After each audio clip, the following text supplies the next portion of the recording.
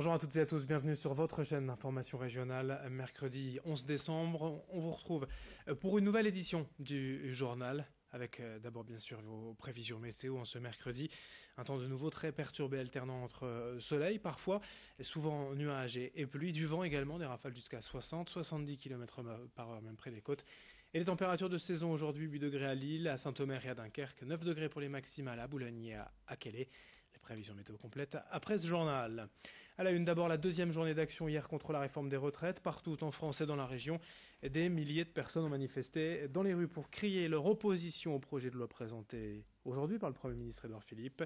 À Boulogne, Calais, Dunkerque, mais aussi à Lille. Sur ces images, à chaque fois les mêmes revendications. Dans les cortèges, on trouve de nombreux salariés de la fonction publique, notamment des enseignants, des administratifs, mais aussi des cheminots, des pompiers et des salariés du privé. La colère persiste contre la réforme des retraites et on peut douter que la situation ne s'apaise aujourd'hui. Déjà, l'intersyndicale appelle à une troisième et quatrième journée de mobilisation demain jeudi, mardi 17 décembre. À Calais, les manifestants avaient d'ailleurs prévu de se retrouver de nouveau ce matin devant la mairie. À la SNCF, notez que le trafic est de nouveau limité. Aujourd'hui, vous le voyez, 2 TER sur 10, 2 TGV sur 5 vers Paris, 1 TGV sur 10 des Hauts-de-France vers les régions. Le trafic international aussi devrait être impacté. Comme toujours, le détail des trains en circulation sur ter-sncf.com/Hauts-de-France. À Lille, hier, des commerces ont été la cible de certains manifestants, de simples casseurs, semble-t-il, au vu des images que nous avons pu récupérer. D'abord rue Nationale, puis place de Strasbourg. 2 banques ont été attaquées par des individus et la vitrine de cette agence immobilière n'a pas résisté. Des affrontements ont ensuite eu lieu entre les forces de l'ordre et plusieurs dizaines de casseurs. Au moins 10 personnes ont été interpellées hier. Mais pour les salariés de cette agence immobilière lilloise, ces violences ont été assez mal vécues. Écoutez ainsi le témoignage, le sentiment du gérant, hier au micro de Rémi Desremeaux. Ils ont voulu viser un symbole comme les banques, les agences immobilières. Donc ils pensent que dans l'immobilier on gagne bien leur vie, mais il faut juste savoir que l'assistante est payée au SMIC.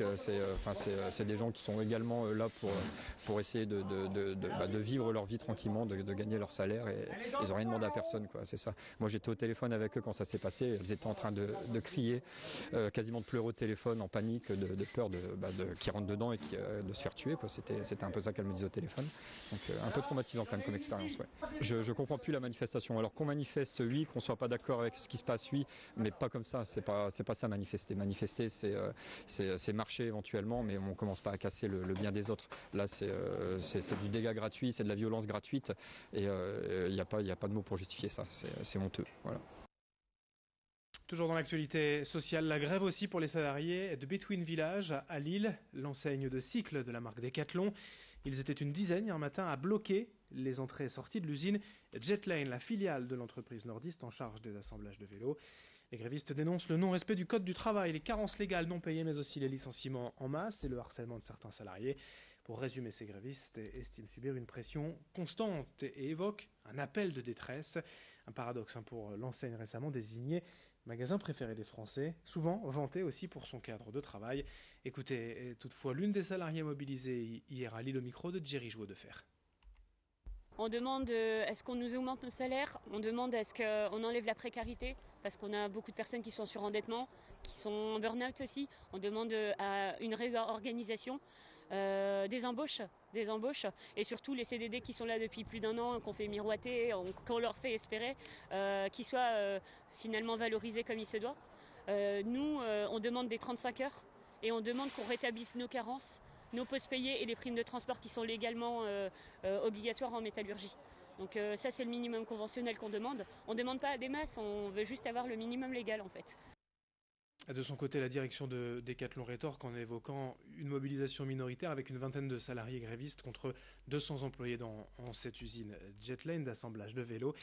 L'entreprise qui s'appuie aussi sur ce chiffre de 77% de salariés qui se disent heureux au travail. L'enquête également du label Great Place to Work qui a souvent placé Decathlon aux premières positions, mais les responsables estiment tout de même qu'ils ne sont pas fermés à rencontrer ces salariés grévistes. Dans le reste de cette édition, également, on parle d'économie. créative avec la réhabilitation de la gare de marchandises Saint-Sauveur, devenue un lieu culturel incontournable à Lille depuis plusieurs années. Et dès le mois de mai prochain, le bazar Saint-Sauveur, lui, sur 5000 mètres carrés, accueillera 300 entrepreneurs de l'économie créative dans un bâtiment entièrement refait, modernisé. Des entrepreneurs de l'architecture, du design, du graphisme, du numérique ou même encore des éditeurs libraires. Le chantier a débuté il y a 1 an et se termine. Tout doit être prêt pour mai prochain pour ce nouveau lieu d'économie à Lille. Présentation et visite des lieux au micro de Thierry Jouvedefer.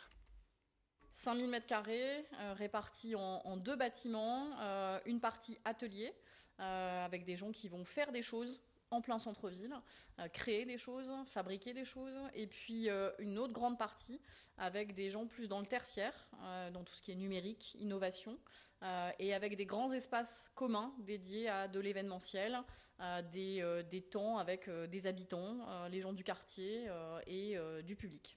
C'est un projet initié par la ville de Lille au tout démarrage, puisque le bâtiment est à la ville de Lille, soutenu par la métropole européenne de Lille et par la région aussi, qui nous a rejoints dernièrement. On est à une opération à 9 millions d'euros, donc grosse rénovation effectivement, et ensuite de l'animation avec une équipe de 8 personnes pour animer ce bâtiment.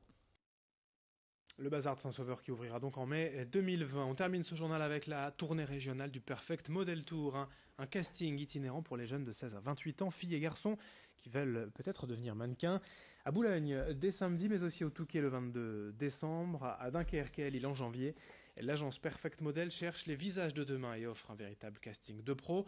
Les participants, en effet, passeront chacun entre les mains de coiffeurs, maquilleurs et stylistes avant d'être photographiés et évalués par un jury. Toutes les informations pratiques concernant les dates et les inscriptions sur perfectmodel.fr et au micro d'Edith Gunaï.